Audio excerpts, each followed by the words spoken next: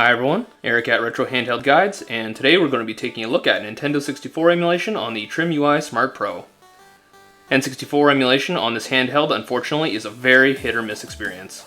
While testing N64 on the TrimUI Smart Pro, I found that the games that would launch would run quite well. For the most part, I didn't encounter any games that were too laggy to play. However, I did encounter a ton of games that simply wouldn't launch at all.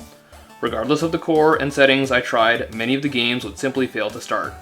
And that includes a ton of really notable exceptions like Mario Golf and Tennis, WWF No Mercy, Goldeneye, and Perfect Dark, and Paper Mario would crash at the intro. I'm hoping that these issues are firmware related and can be fixed in a future update, but as of right now, I cannot recommend this device if you are planning to play N64.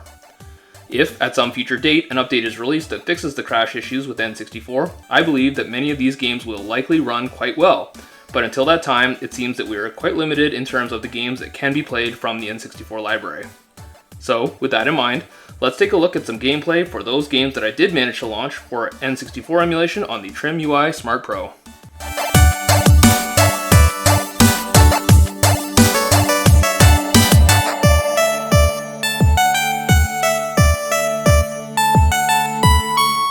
Alright, so we're just going to start off with some of the configuration that's necessary for N64. When you go into the N64 menu, for the most part, you're going to be running your games just by pressing the A button, and that'll launch with your default launcher. If you click on the X button for any of the games, you'll see that there are two different cores that are available for launching. This is the emupin 64 and the parallel 64 cores. So emupin 64 is the default, but if you do want to have a second core, you can click on the X button on the game and then launch with that second core. It does mean that you do have to do that every single time you want to launch with that. So most of the time you'll be launching just with the regular one. There aren't too many that don't launch with emupin 64. Pilot Wings, however, is one where you do need to change the core if you want to have the better performance. So to set the parallel, you just need to click on X and then click on parallel to run the game with the parallel core.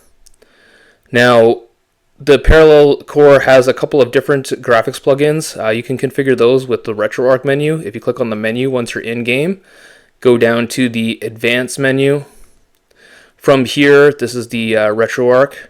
So from here, you'll want to go down to your core options. Click on the A button to go into it. And this one in particular, you do want to change the default graphics plugin. So if you go to GFX plugin, this one defaults to GLN64, and again, for the most part, GLN64 is going to be your best plugin for anything that's running with parallel. But this one in particular, the Pilot Wings as an example, you do want to switch this over to the Rice core in order to get it to run with minimal graphics issues and at the best speed. Once you've set your graphics plugins, go back up to the very, very top, and then for Manage Core Options, just save the game options. So this one is remove game options, but you'll have a save game options there, and then that will set your options just for that particular game. Once you're done, you can click the B button to go back and B to go back into your quick menu and resume the game.